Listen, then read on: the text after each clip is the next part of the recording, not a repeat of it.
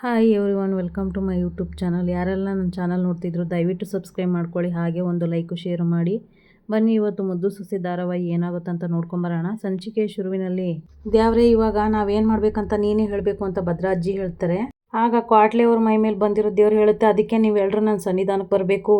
ಇವರಿಬ್ರು ನನ್ನ ಸನ್ನಿಧಾನಕ್ಕೆ ಬಂದು ಅಲ್ಲಿ ಕೊಂಡ ಹಾದು ನನ್ನ ಮೇಲೆ ಪ್ರಮಾಣ ಮಾಡಿ ಸತ್ಯ ಹೇಳಬೇಕು, ಇದ್ರ ತೀರ್ಮಾನ ಅಲ್ಲೇ ಆಗಬೇಕು ಅಂತ ಜೋರಾಗಿ ಚೀರ್ತಾರೆ ಕ್ವಾಟ್ಲೆ ಅವರು. ಕ್ವಾಟ್ಲೆ ಅವರು ಹಾಗೆ ಚೀರಾಡ್ಕೊಂಡು ಕುಣಿದಾಡ್ತಾ ಇರಬೇಕಾದ್ರೆ ಗೋವಿಂದ ಅವರು ಅವ್ರನ್ನ ಹಿಡ್ಕೊತಾರೆ. ಅಷ್ಟರಲ್ಲಿ ಶಿವರಾಮೇಗೌಡರು ವಿಭೂತಿ ಪೌಡರ್ನ ತಂದ್ಬಿಟ್ಟು ಹಣೆಗೆ ಹಚ್ತಾರೆ.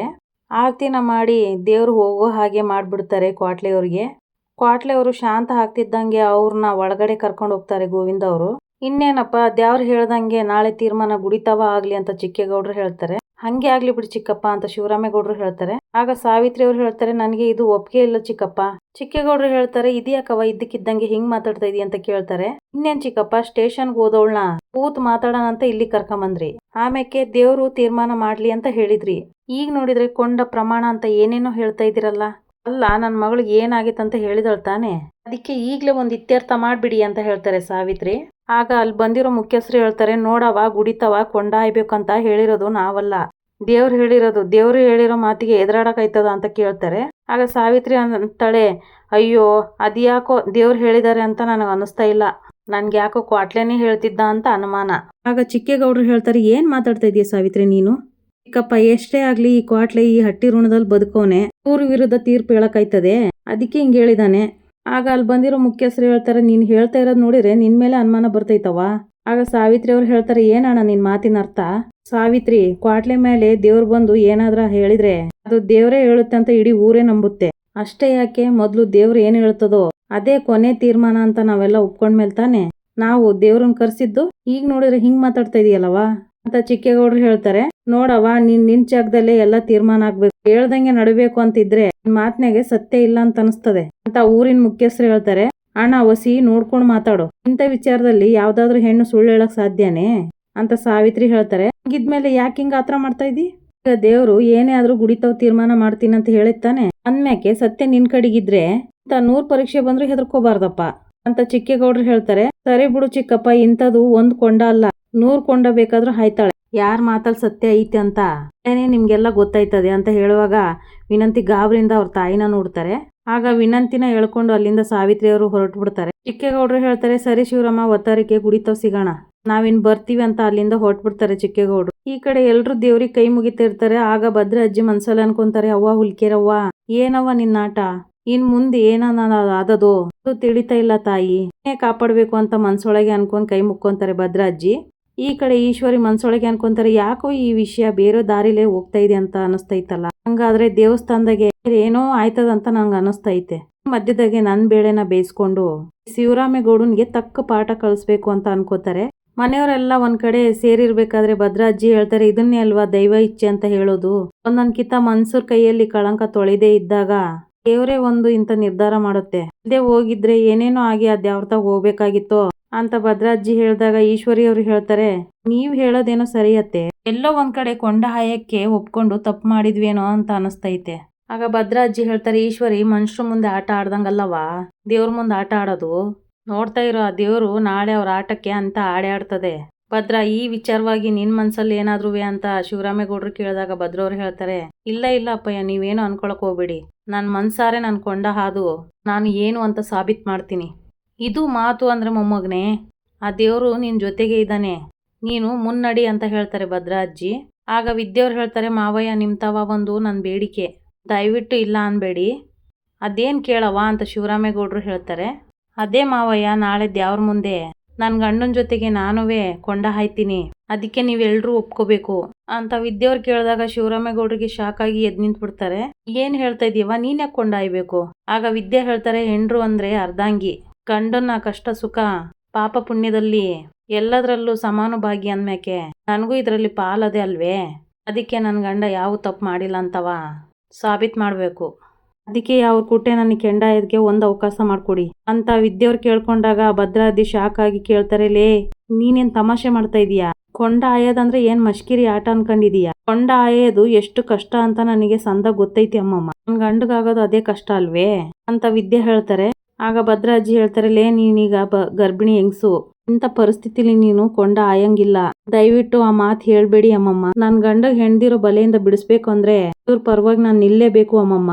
ಅದಕ್ಕೆ ಈ ಒಂದು ವಿಚಾರದಲ್ಲಿ ಅಂತ ವಿದ್ಯೆ ಹೇಳ್ತಾ ಇರ್ಬೇಕಾದ್ರೆ ಭದ್ರಾ ಹೇಳ್ತಾರೆ, ನೋಡು ವಿದ್ಯಾ, ಹೊಟ್ಟೆಯಲ್ಲಿ ಮಗ ಮಡಿಕೊಂಡು ಯಾರಾದ್ರೂ ಈ ಕೆಲಸ ಮಾಡಾರೆ ಅದೆಲ್ಲ ಏನು ಬೇಡ, ಸತ್ಯ ಏನು ಅಂತ ನಾಳೆ ಗೊತ್ತಾಯ್ತದೆ. ನಾನ್ ತಪ್ಪು ಮಾಡಿಲ್ಲ ಅನ್ನೋದು ಇಡೀ ಪ್ರಪಂಚಕ್ಕೆ ಗೊತ್ತಾಗುತ್ತೆ.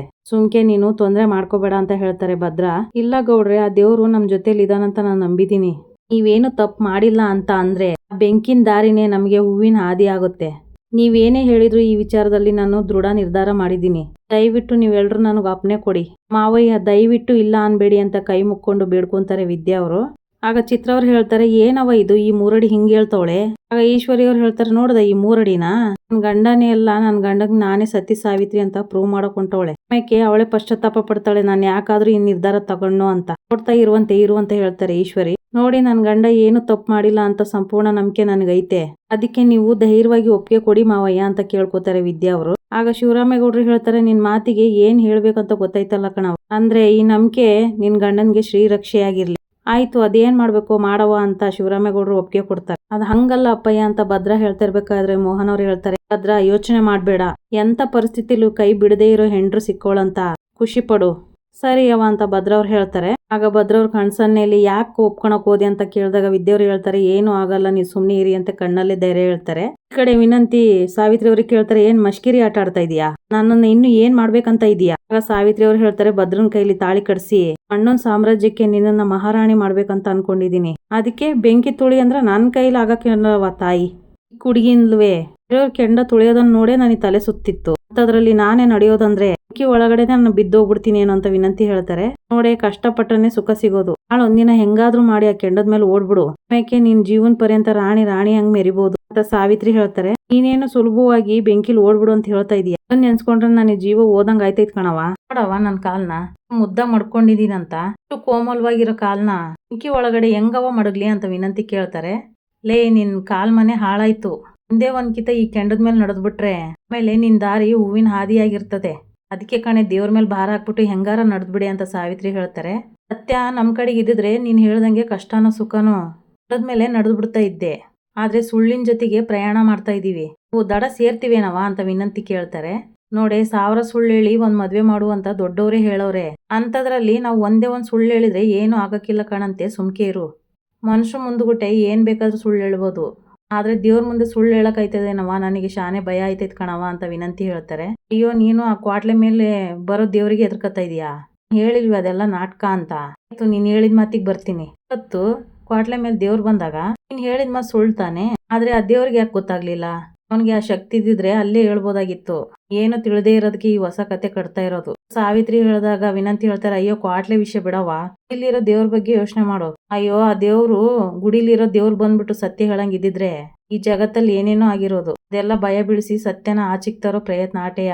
ನಾಳೆ ನೀನು ಜಿಂಕೆ ಮರಿತರ ಕೆಂಡದ ಮೇಲೆ ಓಡ್ಕೊಂಡ್ ಬಂದ್ಬಿಟ್ಟು ಭದ್ರಾ ಮಾಮ ನನ್ನ ಹಾಳು ಮಾಡ್ಬಿಟ್ಟ ಅಂತ ಊರವ್ರ ಮುಂದೆ ಒಂದೇ ಮಾತು ಹೇಳ್ಬಿಡು ಸಾಕು. ಆಮೇಲೆ ಆ ಭದ್ರಾ ಹೆಂಗ್ ತಾಳಿ ಕಟ್ಟಕ್ಕೆಲ್ಲ ನಾನು ನೋಡ್ತೀನಿ ಅಂತ ಸಾವಿತ್ರಿ ಹೇಳ್ತಾರೆ. ಹೂವ ಅಂತ ವಿನಂತಿ ಹೇಳಿದಾಗ, ಇಷ್ಟೆಲ್ಲ ಹೇಳಿದ್ಮೇಲೆ ರಾಗ ಹೇಳಿದ್ರೆ ಏನಾರು ತಗೊಂಡ್ ಕುಕ್ಬಿಡ್ತೀನಿ ಅಂತ ಸಾವಿತ್ರಿ ಹೇಳ್ತಾರೆ. ಇಂಥ ಅವಕಾಶ ನನಗೇನಾರು ಸಿಕ್ಕಿದ್ರೆ ಬರೀ ಕೆಂಡದ ಮೇಗಲ್ಲ, ಕೆಂಡನೇ ತಗೊಂಡು ನನ್ನ ಮೇಲೆ ಸುರ್ಕೊಂಡ್ಬಿಡ್ತಿದ್ದೆ ಅಂತ ಹೇಳ್ತಾರೆ ಸಾವಿತ್ರಿ. ದಡ ಸೇರಕ್ಕೆ ಇನ್ನೊಂದೇ ಒಂದ್ ಹೆಜ್ಜೆ ಇದೆ, ಅದಕ್ ಮೊದ್ಲು ಹಾಕು, ಆಮೇಲೆ ನಿನ್ನ ಅದೃಷ್ಟನೇ ನಾನು ಬದಲಾಯಿಸ್ಬಿಡ್ತೀನಿ ಅಂತ ಸಾವಿತ್ರಿ ಹೇಳ್ತಾರೆ. ಈ ಕಡೆ ನೋಡ್ರೆ ಭದ್ರಾಜಿ ಯೋಚನೆ ಮಾಡ್ಕೊಂಡ್ ಕೂತಿರ್ತಾರೆ.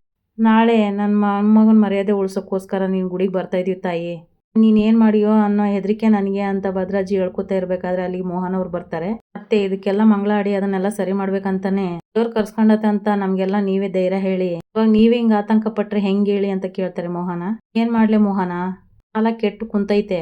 ಮನುಷ್ಯರು ಯಾವ ಮಟ್ಟಕ್ಕೆ ಇಳಿದ್ಬಿಟ್ಟವ್ರಂದ್ರೆ ಮನುಷ್ಯರಿಗೆ ಮಾತ್ರ ಮೋಸ ಮಾಡೋದಲ್ಲ, ದೇವ್ರ ಕಣ್ಣಿಗೂ ಮಣ್ಣೆರ್ಚಿ ಸಾಧಿಸ್ತವ್ರೆ ಅಂತ ಭದ್ರಾಜ್ಜಿ ಹೇಳ್ತಾರೆ.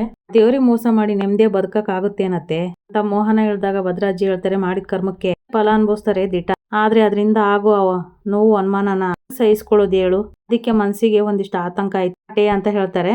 ಮತ್ತೆ ಹಂಗಾಗ್ಬಾರ್ದು ಅಂದ್ರೆ ನಮ್ ಕಡೆಗೆ ಇರ್ಬೇಕು ಅಂತ ಕ್ವಾಟ್ಲೆಗ್ ನೀವೇ ಹೇಳ್ಬಿಡಿ. ಮೋಹನ ಹೇಳಿದಾಗ ಭದ್ರಾಜ್ಜಿ ಹೇಳ್ತಾರೆ, ಹಂಗ್ ಮಾಡ್ಬೋದು, ಕ್ವಾಟ್ಲೆ ನಮ್ಮ ಮಾತ್ ಕೇಳ್ತಾನಂತೀಯ. ಮತ್ತೆ ಕ್ವಾಟ್ಲೆ ನಮ್ಮ ಮಟ್ಟಿ ಮಗ, ಮಟ್ಟಿಗೆ ಅವಮಾನ ಆಗೋದಿಕ್ಕೆ ಅವ್ನ್ ಬಿಡಕ್ಕಿಲ್ಲ, ಅದ್ರಲ್ಲಿ ನೀವ್ ಹೇಳಿದ್ರೆ ಅವ್ನ್ ಕೇಳಕ್ಕಿಲ್ಲ ಅಂದಾನೆ. ಸರಿ, ಒಂದ್ ಮಾತ್ ಹೇಳಿ ನೋಡೋಣ ಇರು ಅಂತ ಭದ್ರಾಜ್ಜಿ ಕ್ವಾಟ್ಲೆ ಅಂತ ಕರೀತಾರೆ.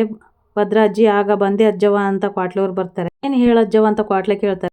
ನಿನ್ನಿಂದ ನಮ್ಗೊಂದ್ ಸಹಾಯ ಆಗ್ಬೇಕು, ಅದನ್ನ ಹೆಂಗ್ ಹೇಳ್ಬೇಕಂತ ಗೊತ್ತಾಯ್ತಾ ಇಲ್ಲ.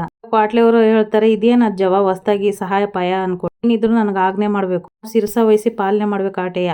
ನಾನು ಇವಾಗ ಹೇಳೋ ವಿಚಾರ ಬೇರೆ ಯಾರಿಗೂ ಗೊತ್ತಾಗ್ಬಾರ್ದು ಕ್ವಾಟ್ಲೆ.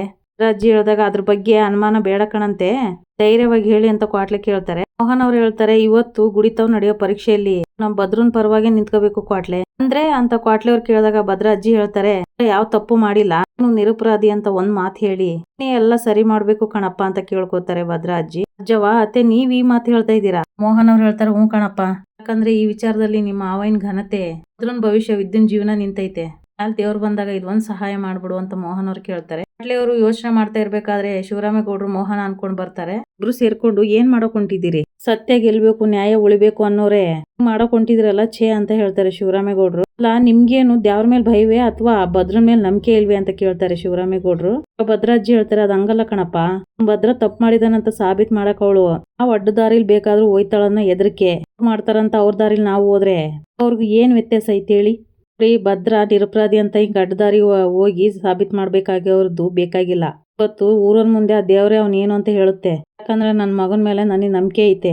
ಶಿವರಾಮೇಗೌಡರು ಹೇಳಿದಾಗ ಮೋಹನ್ ಅವ್ರು ಹೇಳ್ತಾರ್ರಿ, ನನ್ನನ್ನ ಕ್ಷಮಿಸ್ಬಿಡಿ, ಏನ್ ಆಯ್ತದೋ ಅನ್ನೋ ಆತಂಕದಲ್ಲಿ ಮಾತಾಡ್ಬಿಟ್ಟೆ ಅಂತ ಹೇಳ್ತಾರೆ. ಅಷ್ಟರಲ್ಲಿ ಶಿವರಾಮೇಗೌಡರು ಹೇಳ್ತಾರೆ, ಕ್ವಾಟ್ಲೆ ದೇವ್ರು ನಿನ್ ಬಾಯಲ್ಲಿ ಏನ್ ಹೇಳಿಸ್ತದೋ ಧೈರ್ಯವಾಗಿ ಹೇಳ.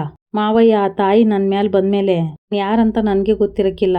ಆ ಸಮಯದಲ್ಲಿ ನನ್ನ ಬಾಯಿಂದ ಬರೋ ಒಂದೊಂದ್ ಮಾತು ತಾಯಿ ಆಜ್ಞೆ ಆಗಿರ್ತದೆ ಆಟೆಯ ಅಂತ ಕ್ವಾಟ್ಲೆ ಹೇಳ್ತಾರೆ. ಹಂಗಾಗಿ ನಾನು ಏನೇ ಹೇಳ್ಬೇಕಂದ್ರು ಏನೇ ಮಾಡ್ಬೇಕಂದ್ರು ಅದು ನನ್ನ ಕೈಲಿ ಆಗಕ್ಕಿಲ್ಲ ಅಂತ ಹೇಳಿ ಕ್ವಾಟ್ಲೆ ಅಲ್ಲಿಂದ ಹೊರಟು ಬಿಡ್ತಾರೆ.